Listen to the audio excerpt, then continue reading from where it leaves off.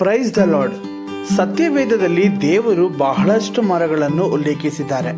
ಪ್ರತಿಯೊಂದು ಮರವು ಕೇವಲ ಒಂದು ಸಸ್ಯವಲ್ಲ, ಅದು ಆಧ್ಯಾತ್ಮಿಕ ಸತ್ಯವನ್ನು, ದೇವರ ಯೋಜನೆಯನ್ನು ಮತ್ತು ನಮ್ಮ ಜೀವನಕ್ಕೆ ಸಂದೇಶವನ್ನು ಹೊತ್ತುಕೊಂಡಿದೆ.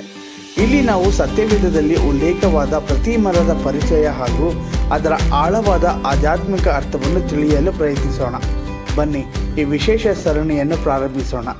ಬೈಬಲ್ನಲ್ಲಿ ಉಲ್ಲೇಖವಾದ ಮರಗಳು.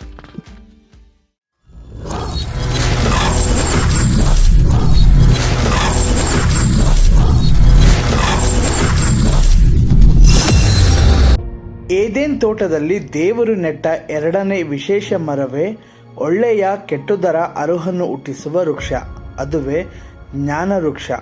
ದೇವರು ಆದಾಮ ಹವ್ವರಿಗೆ ಸ್ಪಷ್ಟವಾಗಿ ಎಚ್ಚರಿಕೆ ಕೊಟ್ಟಿದ್ದರು, ಅದರ ಫಲವನ್ನು ತಿನ್ನಬೇಡಿ, ತಿಂದ ದಿನವೇ ನೀವು ಸಾಯುವಿರಿ.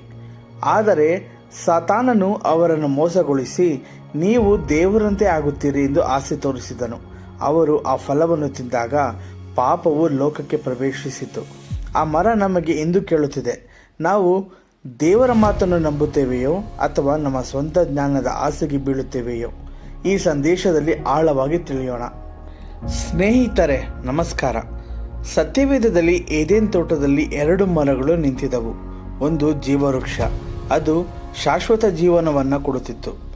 ಇನ್ನೊಂದು ಒಳ್ಳೆಯ ಕೆಟ್ಟದರ ಜ್ಞಾನ ಕೊಡುವ ವೃಕ್ಷ. ಆದಿಕಾಂಡ 2:9 ದೇವರು ಈ ಮರವನ್ನು ಕುರಿತು ಹೇಳುತ್ತಾನೆ ಮತ್ತು 17ನೇ ವಚನದಲ್ಲಿ ಸ್ಪಷ್ಟ ಎಚ್ಚರಿಕೆ ಕೊಡುತ್ತಾನೆ.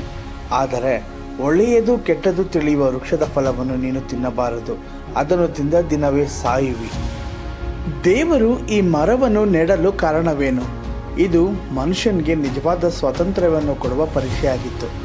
ದೇವರು ಹೇಳಿದ್ದು, ನನ್ನ ಮೇಲೆ ನಂಬಿಕೆ ಇಟ್ಟು ನನ್ನ ಮಾತನ್ನು ಕೇಳು, ನಾನು ನಿನಗೆ ಏನು ಒಳ್ಳೆಯದು ಎಂದು ತಿಳಿದಿದ್ದೇನೆ. ಆದರೆ ಸಾತಾನು ಹಾವಿನ ರೂಪದಲ್ಲಿ ಬಂದು ಹೇಳಿದನು, ನೀವು ತಿಂದರೆ ನಿಮ್ಮ ಕಣ್ಣುಗಳು ತೆರೆಯುತ್ತವೆ, ನೀವು ದೇವರಂತೆ ಒಳ್ಳೆಯದು ಕೆಟ್ಟದು ತಿಳಿದುಕೊಳ್ಳುತ್ತೀರಿ.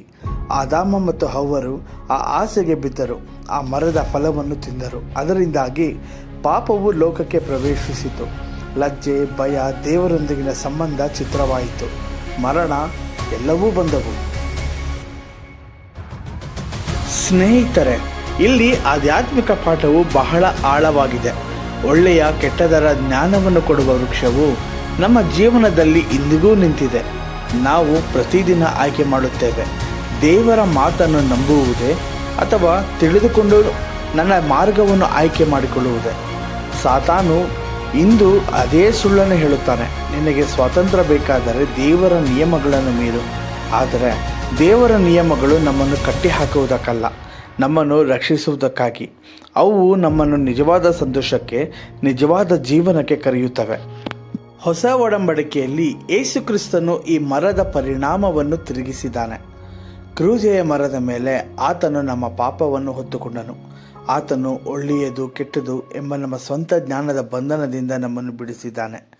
ಈಗ ನಾವು ಯೇಸುವಿನಲ್ಲಿ ಉಳಿದುಕೊಂಡರೆ ಪರಿಶುದ್ಧಾತ್ಮನ ಮೂಲಕ ನಿಜವಾದ ಜ್ಞಾನವನ್ನು ತಿಳಿಯುತ್ತೇವೆ. ಅದು ದೇವರ ಹೃದಯದಿಂದ ಬರುತ್ತದೆ, ನಮ್ಮ ಮನಸ್ಸಿನಿಂದಲ್ಲ. ನಮ್ಮ ಜೀವನಕ್ಕೆ ಆಧ್ಯಾತ್ಮಿಕ ಅನ್ವಯ. ದೇವರ ಮಾತನ್ನು ಪ್ರಶ್ನಿಸಬೇಡಿ. ನಿಮ್ಮ ಜೀವನದಲ್ಲಿ ಯಾವಾಗಾದರೂ ಈ ನಿಯಮ ಏಕೆ ಎಂದು ಮನಸ್ಸಿಗೆ ಬಂದರೆ, ಜ್ಞಾನದ ವೃಕ್ಷದ ಫಲವನ್ನು ತಿನ್ನುವ ಆಸೆಯನ್ನು ಗುರುತಿಸಿ ಬದಲಿಗೆ ವಿಧೇಯರಾಗಿ. ಸ್ವಂತ ಜ್ಞಾನವನ್ನು ದೇವರಿಗೆ ಒಪ್ಪಿಸಿ. ನಿಮ್ಮ ಬುದ್ಧಿ, ಅನುಭವ, ಸಮಾಜದ ಮಾತುಗಳಿಗಿಂತ ದೇವರ ವಾಕ್ಯವನ್ನು ಮೊದಲು ನಂಬಿ. ಪಾಪದಿಂದ ದೂರವಾಗಿ. ಯೇಸುವಿನ ರಕ್ತವು ನಮ್ಮನ್ನು ಶುದ್ಧಗೊಳಿಸುತ್ತದೆ. ಪ್ರತಿದಿನ ಆತನ ಬಳಿಗೆ ಬನ್ನಿ, ಆತನು ನಿಮ್ಮನ್ನು ಜೀವವೃಕ್ಷದ ಕಡೆಗೆ ಕರೆದೊಯ್ಯುತ್ತಾನೆ. ಸ್ನೇಹಿತರೆ, ಜ್ಞಾನದ ವೃಕ್ಷವು ನಮಗೆ ಎಚ್ಚರಿಕೆಯ ಸಂದೇಶವನ್ನು ಕೊಡುತ್ತದೆ. ಸ್ವಂತ ಜ್ಞಾನವು ನಾಶನಕ್ಕೆ ಕರೆಯುತ್ತದೆ, ದೇವರ ವಿಧೇಯತೆಯು ಜೀವನಕ್ಕೆ ಕರೆಯುತ್ತದೆ. ಇಂದು ಆಯ್ಕೆ ಮಾಡಿ ಯೇಸುವಿನೊಂದಿಗೆ ನಡೆಯಿರಿ, ಆತನಲ್ಲಿ ನಿಮ್ಮ ಜೀವನವು ಪುನಃಸ್ಥಾಪಿತವಾಗುತ್ತದೆ.